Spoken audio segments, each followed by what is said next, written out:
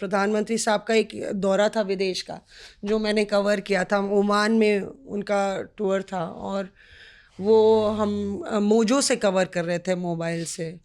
आजकल cost cutting होती है तो कैमरा जाता नहीं है, तो फिर मोजो से ही करना पड़ता है सारी कहानी।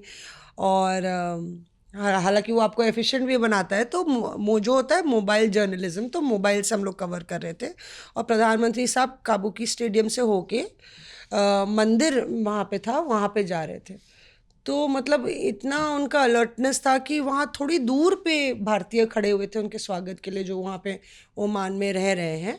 और वो भारतीय खड़े हुए थे और प्रधानमंत्री साहब ने उधर देखा, वो जाने वाले थे मंदिर के भीतर, उन्होंने देखा दाईं तरफ कि बहुत सारे लोग खड़े हैं, प्रधानमंत्री को आवाज़ लगा रहे हैं।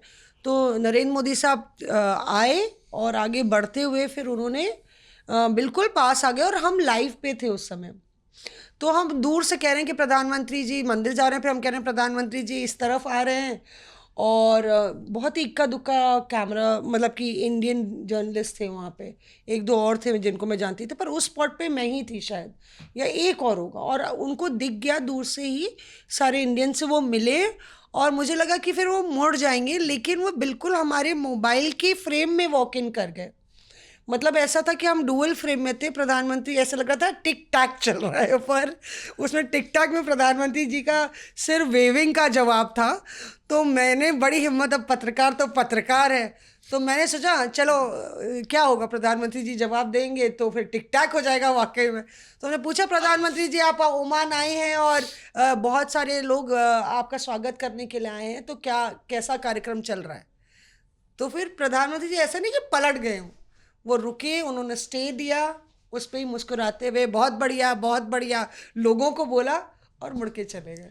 अगर मोजो नहीं होता मौसमी तो आपको ये पता ही नहीं चलता कि प्रधानमंत्री आपके फ्रेम में आ गए हैं। ये बात सही, तो ये है, ये बात सही है। इसीलिए कहते हैं कि जीतोगे तुम सदा अगर ये इरादा करो, अपने आप से अगर आज वादा करो, पत्थरों की तरह मजबूत बनो जिंदगानी में, यकीन खुद पे औरों से ज्यादा करो। और ये कहते हैं कि जन्मदिन ये तो एक रस्म जहां है जो अदा होती है, वरना सूरज की कहाँ सालगिरह होती है। वाह वाह वाह। तो प्रधानमंत्री को लेकर जो लोग उनके नज़दीक रहे हैं या जिनका उनसे राब्ता रहा है नज़दीकी का, या जो बीजेपी कवर करते हैं, प्रधानमंत्री कार्यालय कवर करते हैं, उनके पास भी कई तरह के किस्से होते हैं। अब जैसे पीयूष से हम जानना चाहेंगे कि जिस दिन उपराष्ट्रपति के नाम का ऐलान था तो कैसे धीरे धीरे पुटरिया खुली। धीरे धीरे की पुटेरे, मुझे लगता है पुटेरे खुली गई थी पहले ही। अच्छा। एकदम खुल गए थे, कुछ ना कह के भी बहुत कुछ हो गया था। हुआ क्या, मैं वाकया बताता हूँ। समझने वाले समझ गए, जो ना समझे वो अनाड़ी है। हाँ, अनाड़ी। हमें तो लग रहा था अरे ये कितना बड़ा हिंट मिल गया, लेकिन बाद में पता चला। हुआ क्या मैं बता रहा हूँ कि दरअसल कोई भी फैसला पार्टी करती है तो उससे पहले एक संसदीय दल की बैठक होती है, पार्लियामेंट्री पार्टी की मीटिंग होती है और पार्लियामेंट्री बोर्ड की मीटिंग होती है, माफ कीजिएगा। तो पार्लियामेंट्री बोर्ड की मीटिंग जो है बीजेपी की थी, और उस पार्लियामेंट्री बोर्ड के अंदर सभी जो नेता हैं, जो पार्लियामेंट्री बोर्ड के सदस्य हैं, वो सबके सब आए हुए थे। तो लगभग ऐसा होता है कि प्रधानमंत्री के आने से पहले सब लोग आ जाते हैं और बीजेपी दफ्तर के अंदर एक स्टेज लगा हुआ है जहां से हम लोगों को विजुअल्स रिकॉर्ड करने का मौका मिलता है। तो जैसे जैसे नेता आते हैं वैसे वैसे मुझे एक बालकनी सी है ऊपर, वो हाँ बालकनी सी जो ऊपर लगी हुई है, हाँ, जहाँ ऊपर चौबारे पे प्रधानमंत्री प्रकट होते हैं, फिर वहां से भाषण। अच्छा जी। तो जैसे जैसे आते से कभी अमित शाह जी आ गए, नड्डा जी आ गए, तो उनसे हाय हेलो हो गया, हालचाल हो गया, तो वो तो अमूमन बात है।